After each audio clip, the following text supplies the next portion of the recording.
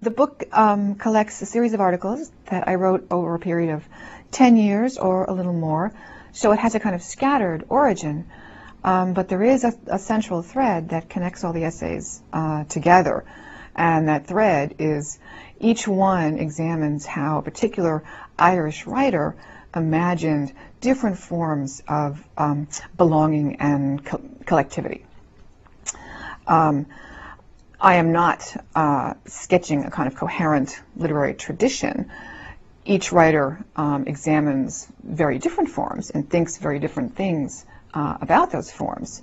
They share certain terms in common, like Irish or national, but the project behind the book really is to uncover the enormous diversity among these Irish writers in terms of how they thought about what was a very important question, of course, for Irish culture during this period. I did find that in order to uncover this diverse range of thinking, I had to use methods that were, in fact, transnational and comparative. I couldn't answer the questions that I was asking simply in relation to Ireland or Irish literature. So, for example, one of the chapters examines fiction, popular fiction, about Irish immigration to America. And it became clear to me very quickly that I couldn't analyze those novels by thinking of them as part of a tradition of Irish literature, and that it would be much more useful to examine them in relation to the books that they competed with in the literary marketplace. And those books were sentimental novels written by American women, like Harriet Beecher Stowe. So the subject matter of the book overall is Irish, but the methods that I ended up having to use to make sense of that subject matter really took me to all kinds of other places around the world. There are several things that we can learn about literature and about national collectivity from examining the way that literary texts think about or imagine national collectivities or national groupings. For one thing, some literature, particularly fiction, will often show us the process through which individuals come to think of themselves as members of collectivities.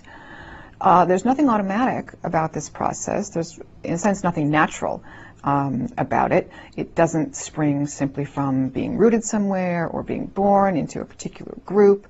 Actually, what prompts it is, in a sense, the opposite: moving around, being displaced, encountering people and places that are different from the ones that you're used to.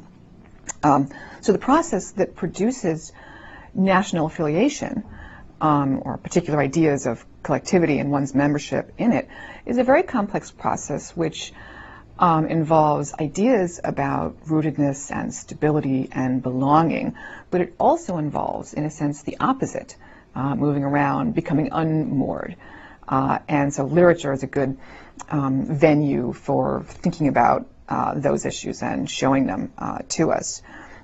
Another thing that we can learn by studying how literary texts represent national collectivities is we can learn about how different kinds of writing, different kinds of literature think about the role of literature in the world.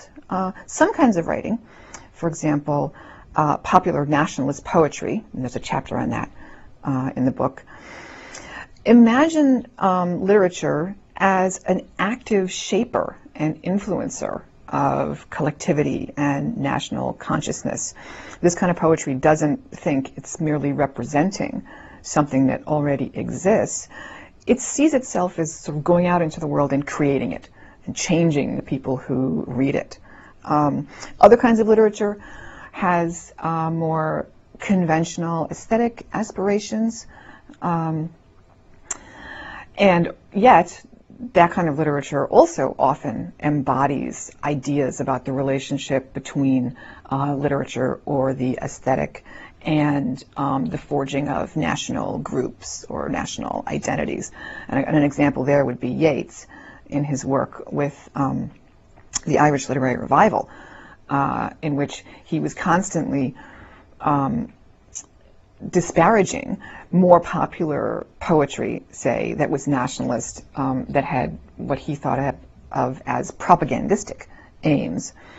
And at the same time, he had his cake and ate it too, because he also claimed that art should not really think about anything except being art, but that if it was good art, it was actually more effective propaganda than propaganda. So these different, this kind of study can actually tell us about how different genres and different kinds of writing thought about, you know, what writing is for. What is its function supposed to be? Another thing we can learn by studying how literary texts represent nationality has to do with different conceptions of collectivity. Do we think of the nation as a mystical, inborn kinship? Do we think of it as a voluntary association of rational, like-minded individuals? Is it based on emotion? Is it based on reason? Is it based on language or ethnicity? All these things go into what a particular conception of national collectivity looks like and how it works.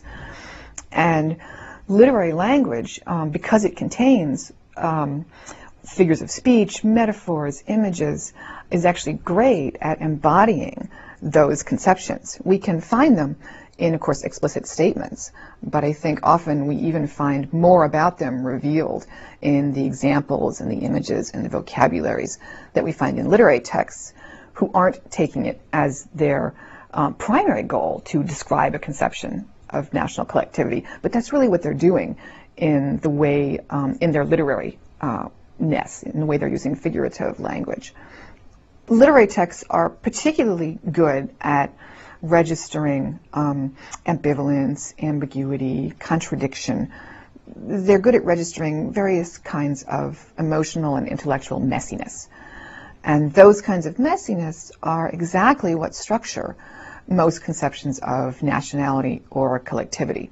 Nationalism is famously incoherent, philosophically, logically. It doesn't make any sense. This doesn't seem to matter in terms of how powerful it can be.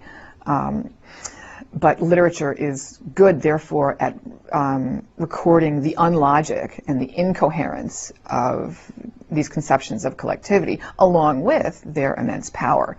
And that really tells us something very important about how they work. The importance of migration for Irish culture and for Irish American culture has long been universally acknowledged.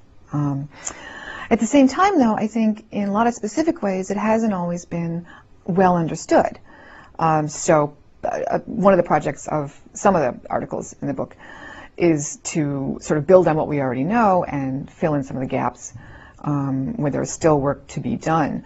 For example, the most dramatic forms of migration, say transatlantic emigration, have been much researched, but I think there's still much more to be done in terms of studying them in the context of and in relation to other kinds of movement that are also very, very important in Irish culture. For example, rural-urban migration in the process of economic change, urbanization, and so on. The travels of seasonal laborers, tourism, even, I argue in one of the chapters, the movement of workers like domestic servants who leave their own homes and they have to go live with their employers. All those kinds of mobility are different, but they're all connected. And we need to put them all together to get the complete sort of landscape and meanings of migration in Irish culture. And so I think we're still doing that. Second, there's a very complicated relationship between real migration, real travel, and imagined travel.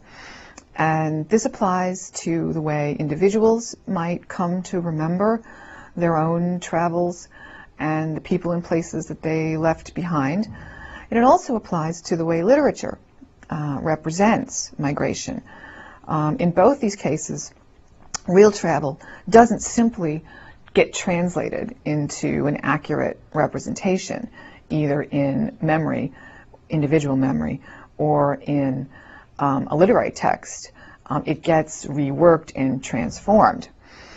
And so in one of the chapters, I try to show that James Joyce, in Portrait of the Artist, as a young man, shows us a process through which Stephen Dedalus comes to think of himself as a member of a collectivity, an Irish collectivity. In the process, he actually rejects a competing conception of collectivity. The way this process happens, Joyce says, I argue, is through the relationship between the real travels that Stephen undertakes and the way he reworks those travels in his head. So the relationship between real and imagined travel is a complicated one, and we can learn a lot about it by looking at how literature takes it up. Another thing that people are still working on about migration has to do with the fact that migration is gendered in all kinds of ways.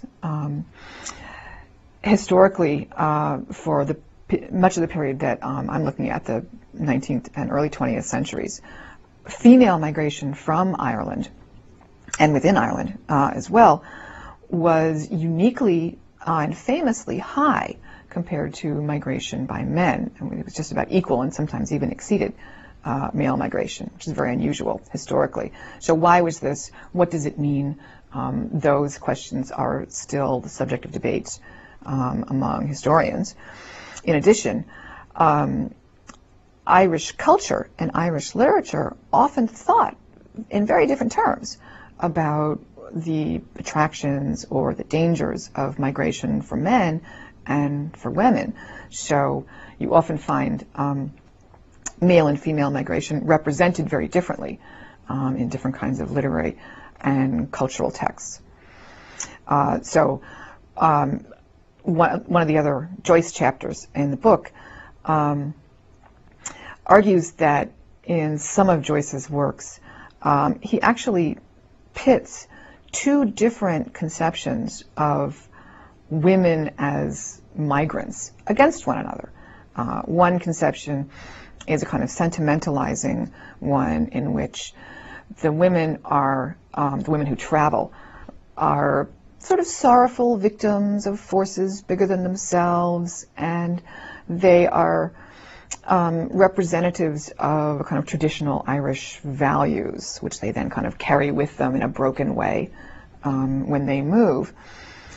And against that, he puts another conception of women as travelers, which refuses to get scripted into the kind of passive victim narrative, but instead says, well, actually, these women migrants flourish in migration, and they flourish in modernity as opposed to tradition in ways that male migrants didn't. So Joyce is actually thinking very consciously about how do we represent, how do we think about women who travel and what it means that they travel. Yeah, there's lots of very canonical figures in the book, like Yeats and Joyce and some other well-known writers, but I did very much want to include two articles about women writers who are virtually unknown to scholars today. And I think these women writers are worth studying, every bit is worth studying, for several reasons. One is that they were not obscure in their own day. They were actually quite well known and very influential. One of them, Mary Anne Sadlier, wrote the novels about immigration to the United States. And she was, in fact, the best known and most popular Irish-American writer in the entire 19th century. The second writer was called Jane Wilde, later Lady Wilde. And she was one of the most prominent poets in a very influential nationalist magazine in the 1840s called The Nation. She later was also known for being the mother of Oscar Wilde, but before that she actually had her own literary career. So these are women who tell us about the culture they were part of, but they also, because they were quite widely read, helped to shape that culture. And that's one reason why they're worth recovering. Another is that we can learn a lot about the process of canonization as it happens over generations by recovering these writers who were once very well known and who then kind of fell off the map because of what later scholars did.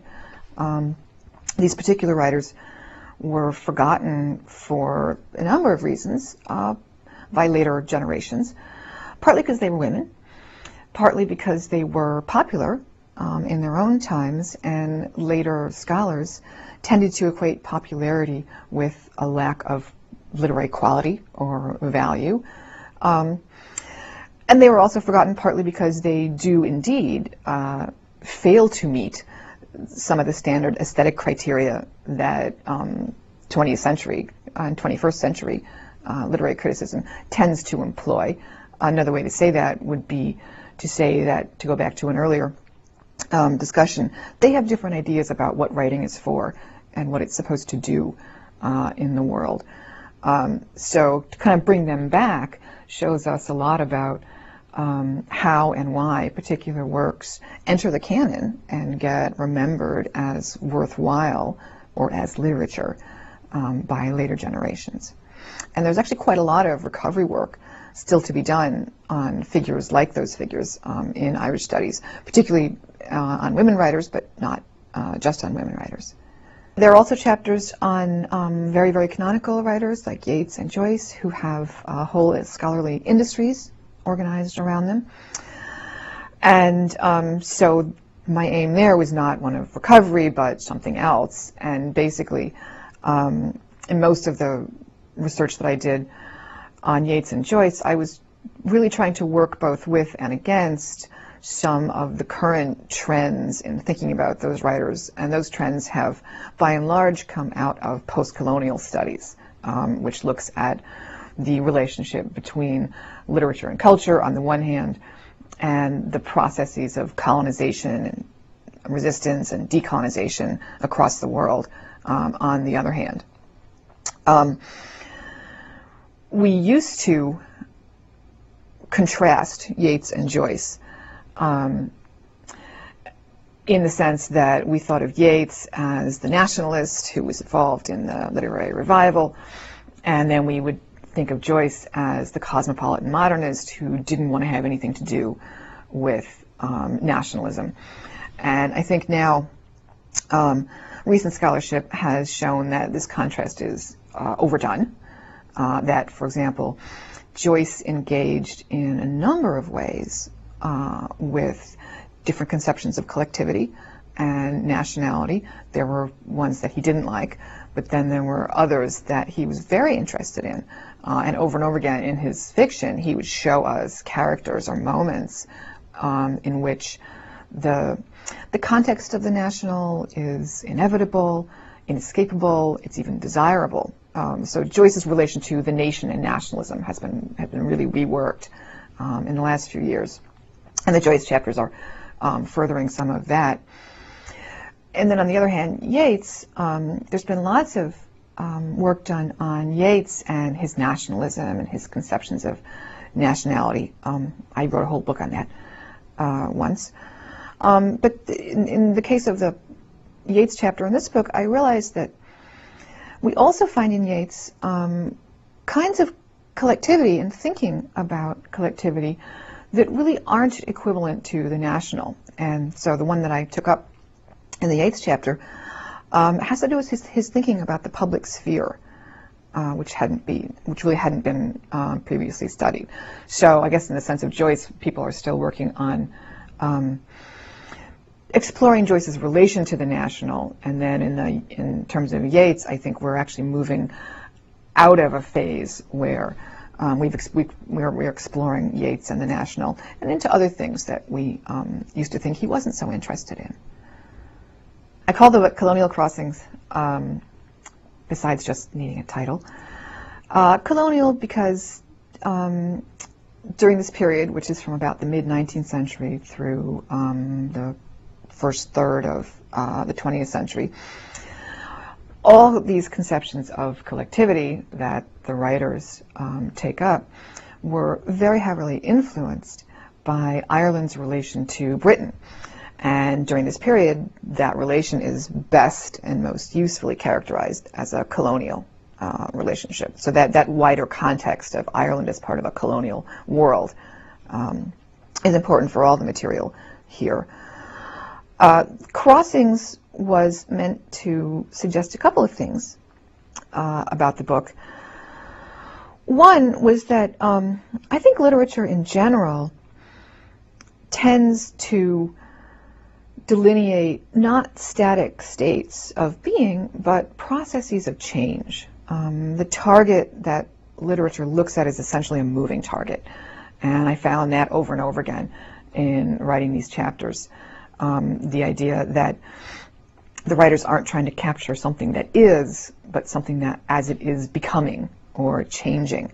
So, for example, there's a chapter on a 19th century novelist called Sheridan Le Fanu, and the version of collectivity that he is interested in is the Anglo-Irish as a group. And he's not trying to tell us what they are like. He is trying to tell us what they are becoming. He's trying to document a process of change.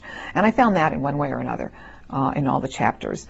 They all look at states or objects that are in the process of crossing over from one way of being to another. So crossing is trying to indicate a kind of process of change. And the second meaning that crossings had for me was that another thing that makes literary texts perhaps different from other kinds of texts is that they never labor under a single idea or goal or project or genre. They normally are made up of several of those things, and they're often in tension with one another. So they're often crossing each other or being combined. And I found it useful to look at the places where I could actually see two competing or conflicting imperatives or ideas running into each other or crossing each other, and look at what happens when they do.